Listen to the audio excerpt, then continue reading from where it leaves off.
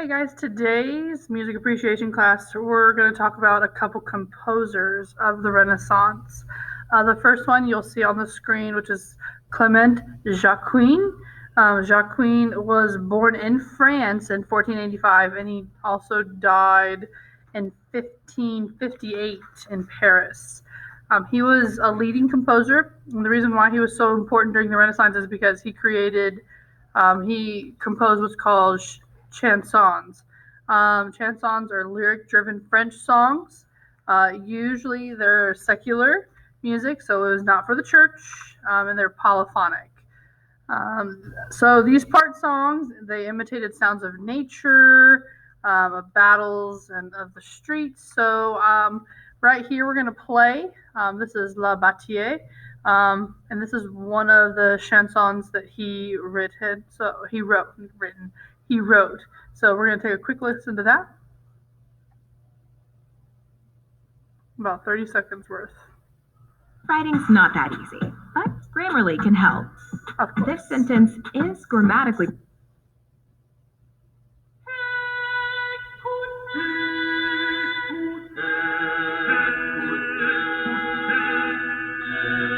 so they're imitating, almost sounds like horn, like a fanfare coming in. So this could have been getting ready to like march into a battle, like the fanfare, like hey, here we come.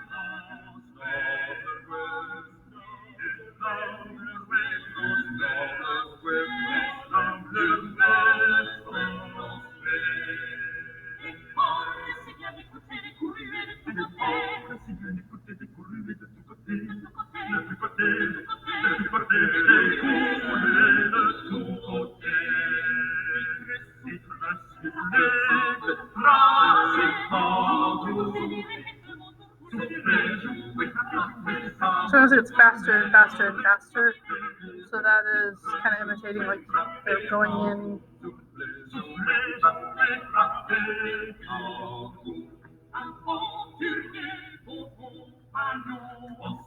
So they're in French. I don't know what it means, but it's in French. So this is a chanson, La Bataille. I'll go ahead and I'm going to pause X out of that.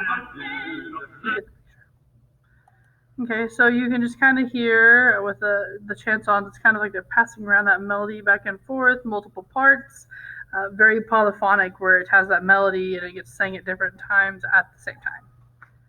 Okay, so Clement Janequin was a French composer, most popular for chansons. Is that word? Giovanni de Palestrina was very, very, very, very popular. He was probably one of the most popular of the Renaissance era. So he was born in 1525, and he died in 1594 in Italy. So he was an Italian composer.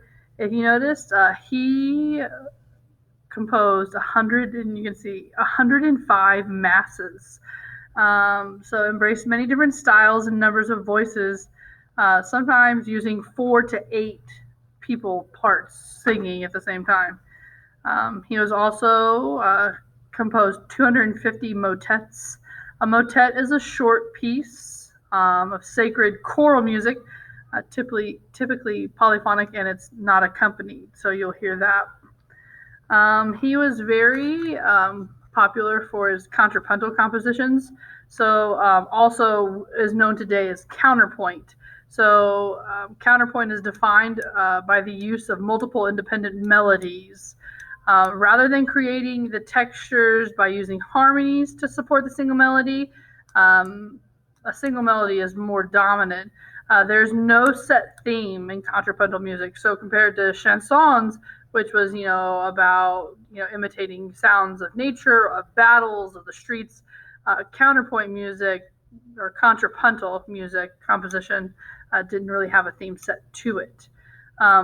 During this time was the Counter-Reformation, which is also called the Catholic Reformation or the Catholic Revival. In the history of Christianity, the Roman Catholic efforts directed in the 16th and early 17th centuries were against the Protestant Reformation, and so toward the internal renewal. So Martin Luther, the Protestant Reformation, this is around the time where the Protestant Reformation came about. His 95 Thesis, Martin Luther went and he wanted to change some things in the Catholic Church. So he took his 95 Thesis, nailed it to the door of the Castle Church in 1517. Thus, the Protestant Reformation, the Protestant faith, Lutheran faith came about. So you will hear some of Giovanni Palestrina's and his O Magnum Mysterium. We're going to take a listen to that. And you can kind of hear the independent melodies being sang and the contrapuntal composition, the counterpoint, where, there's lots of different parts going on and not really anything single individual.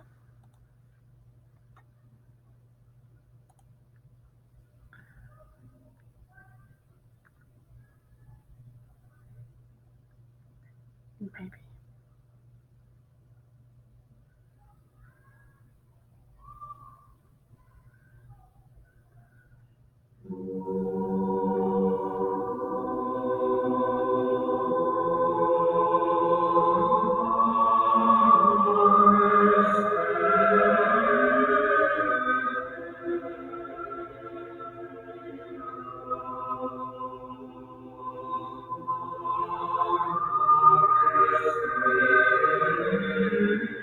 So all the multiple melodies that are happening through here, there is some really nice, beautiful harmonies.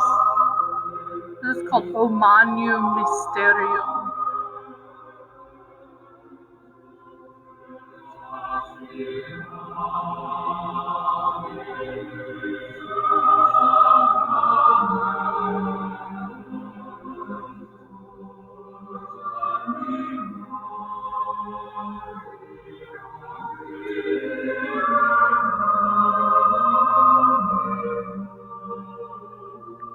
So this is in Latin.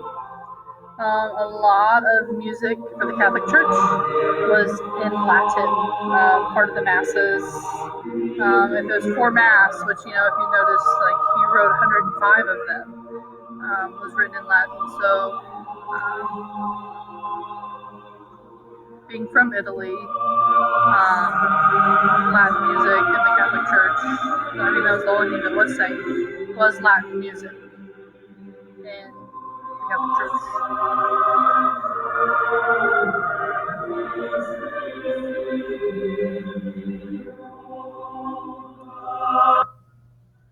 So with that, that brings me to the end of what I want to talk about. There are a few more composers that we're going to talk about next time. So William Byrd is one of them, Giovanni Gabrieli, and Claudio Monteverdi.